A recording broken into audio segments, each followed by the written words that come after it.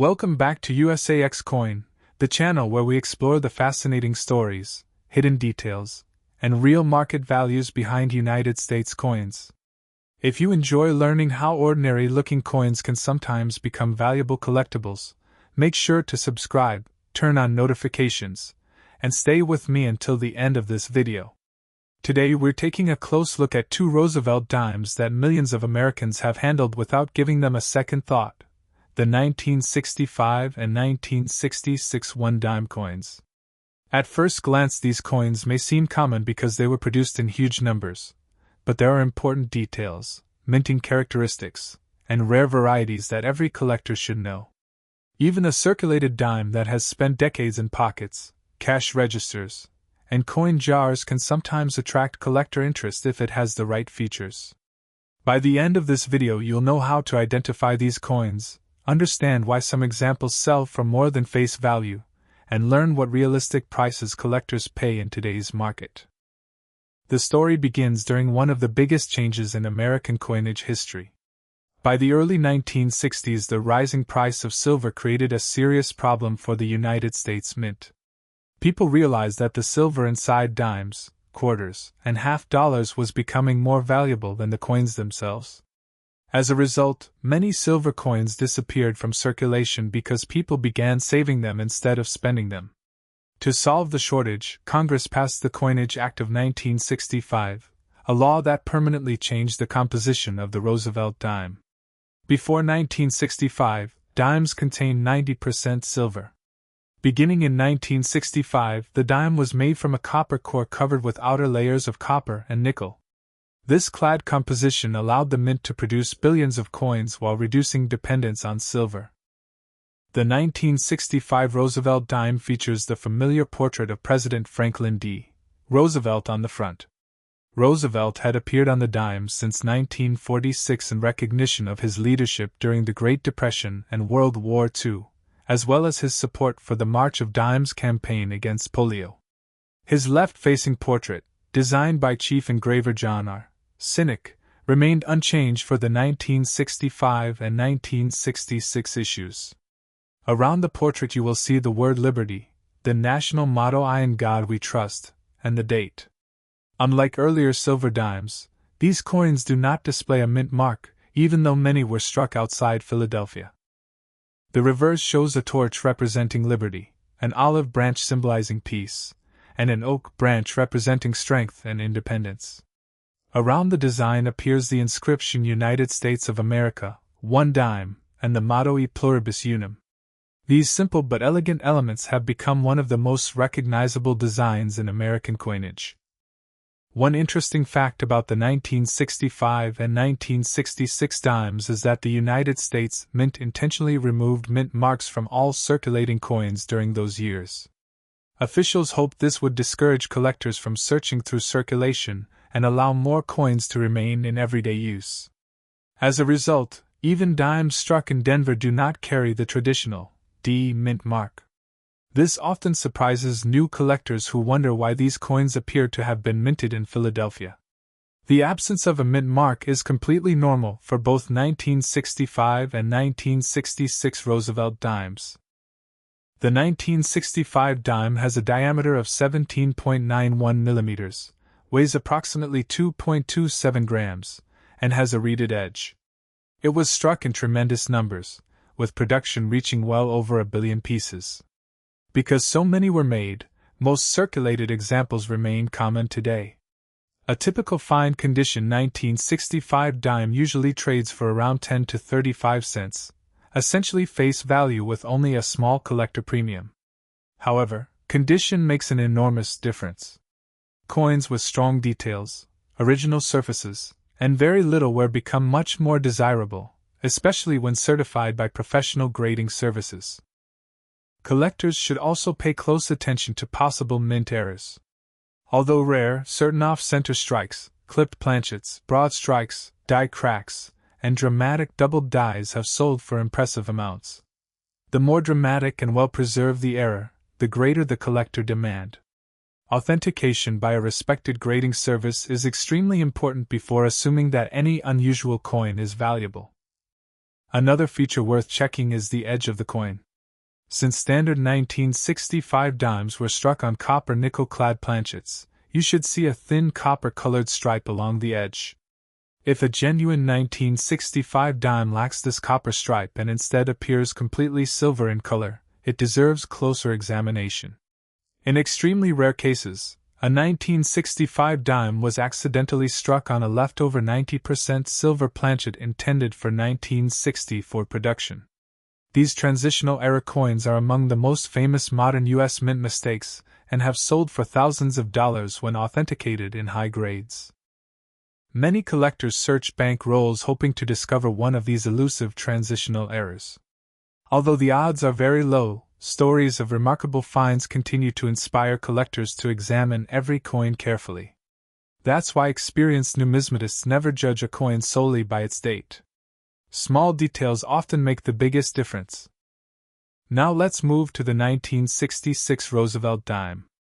Like its predecessor, it shares the same clad composition, weight, diameter, and overall design.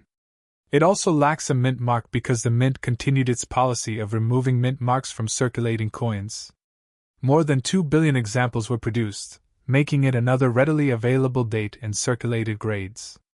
A normal fine condition 1966 dime generally sells for only about 10 to 35 cents, but attractive uncirculated coins and certified high-grade examples command much stronger prices among collectors. As you continue examining the 1966 Roosevelt dime, one of the first things experienced collectors notice is the quality of the strike. Even though billions of these coins were produced, not every example was struck with the same sharpness. Some coins show crisp lettering, well-defined hair details on Roosevelt's portrait, and strong vertical lines on the torch found on the reverse. Others display weaker details because the dies had already experienced significant wear during production. Coins with unusually sharp strikes in original mint luster often receive higher grades, and those higher grades can dramatically increase their value in the collector market. When evaluating a circulated 1966 dime, collectors pay close attention to the amount of wear on Roosevelt's hair, cheek, jawline, and the lettering around the rim.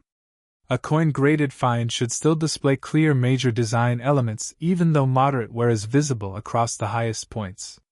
Heavy scratches, corrosion, cleaning marks, or environmental damage usually reduce collector interest. A naturally worn coin with attractive surfaces is generally more desirable than a heavily cleaned coin that appears artificially bright. One important lesson for new collectors is understanding the difference between rarity and condition. A coin does not become valuable simply because it is old or because millions of people own one. The 1965 and 1966 Roosevelt dimes are excellent examples of this principle. Since enormous quantities were struck, ordinary circulated examples remain common today. However, exceptionally preserved coins, dramatic mint errors, or unusual transitional pieces are a completely different story. These are the coins that serious collectors compete for at auctions. Among the most desirable mint errors are off-center strikes. During the striking process, if the blank planchet is not perfectly centered between the dies, part of the design will be missing while a blank crescent-shaped area remains visible. Depending on how dramatic the error is and whether the date remains visible, collectors may pay anywhere from several dozen dollars to several $100s for authenticated examples. Larger off-center errors with complete dates usually command stronger premiums. Another fascinating error involves clipped planchets. These occur when the blanking machine overlaps the edge of the metal strip while punching coin blanks. The finished coin shows a curved section missing from its edge. Genuine clipped planchets have distinctive characteristics that professional graders can identify. Small clips generally sell for modest premiums, while larger, more dramatic clips attract stronger bidding from collectors. Broad strike errors also generate interest. In this case, the retaining collar fails during striking, allowing the metal to spread outward. The resulting coin appears wider than normal while lacking its reeded edge. Depending on condition and eye appeal, authenticated broad strike dimes may sell for significantly more than ordinary examples. Die cracks are another feature worth examining. As coin dies wear out from repeated use, small cracks can develop. These cracks transfer raised lines onto the finished coin. Minor die cracks are common and usually add little value, but dramatic retained cuds or major die breaks are much scarcer and can command substantial premiums among specialists. Collectors should also inspect each coin carefully for doubled die varieties. Genuine doubled dies occur during the die manufacturing process rather than from simple machine vibration.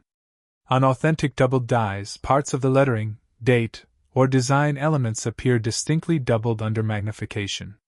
True doubled dies are collectible because the doubling exists on the die itself and is repeated on every coin struck from that die. Many beginners confuse machine doubling with genuine doubled dies. Machine doubling is caused by slight movement during striking and usually appears flat or shelf-like. It generally adds no collector value. Learning the difference between these two forms of doubling can save collectors from expensive mistakes. Because the 1965 and 1966 dimes were struck without mint marks, many people mistakenly believe that missing mint marks indicate an error. In reality, no mint mark is exactly how these coins were intended to appear. Therefore, the absence of a mint mark on a normal 1965 or 1966 Roosevelt dime should never be considered rare by itself. If you're searching through pocket change, one of the easiest identification methods is checking the coin's edge. Every standard clad dime displays a visible copper-colored layer between the outer nickel surfaces. If you encounter a 1965 or 1966 dime that appears completely silver around the edge, do not immediately assume it is valuable, but it certainly deserves closer examination. It could have been plated, altered, or, in extremely rare circumstances, struck on an incorrect silver planchet. Only professional authentication can determine the difference. Professional grading services play an important role in today's coin market. Companies such as PCGS and NGC evaluate authenticity, assign numerical grades, and encapsulate coins in tamper-resistant holders. Buyers often feel more confident purchasing certified coins because grading reduces uncertainty regarding condition and authenticity. For rare mint errors and exceptionally valuable examples, certification is considered essential before offering the coin for sale. Now let's discuss realistic values in today's auction market. For ordinary circulated 1965 Roosevelt dimes graded around fine condition, most examples are worth approximately 10 cents to 35 cents. Similar 1966 Roosevelt dimes in fine circulated condition generally trade within the same range. These coins remain common because of their enormous mintages. Higher grade uncirculated coins present a different picture. Attractive mint state examples with strong luster and minimal marks may sell anywhere from several dollars to several dozen dollars depending on their certified grade.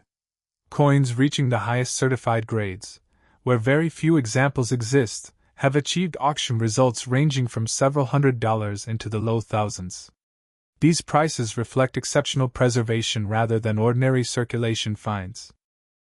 The most valuable examples are authenticated mint errors, transitional silver planchet errors, spectacular off-center strikes, major doubled dies, or dramatic multiple strike errors have realized thousands of dollars at major auctions because of their rarity and collector demand. These are extraordinary exceptions and should not be confused with normal circulation coins. If you inherit a collection or discover a jar of old dimes, avoid cleaning them. Cleaning permanently alters the original surfaces and often reduces collector value. Even if a coin appears dark or toned, leaving it in its original condition is usually the safest choice. Collectors generally prefer natural surfaces over polished or chemically cleaned coins. Another useful habit is storing coins properly. Soft flips, archival quality holders, or certified slabs help protect coins from scratches, fingerprints, and environmental damage. Holding coins only by their edges further reduces the risk of harming their surfaces. Although the 1965 and 1966 Roosevelt dimes are common dates, they remain important pieces of American monetary history because they represent the beginning of the modern clad coinage era. They remind us of a time when rising silver prices forced the United States Mint to redesign its circulating coinage, creating the same clad composition still used on dimes today. Every coin tells a story. Some stories are about history, others are about rare mint mistakes, and occasionally a story ends with an unexpected auction result that surprises collectors around the world. That's why examining every detail carefully is so important. A single unusual feature can completely change a coin's significance. Thank you for watching USAX Coin.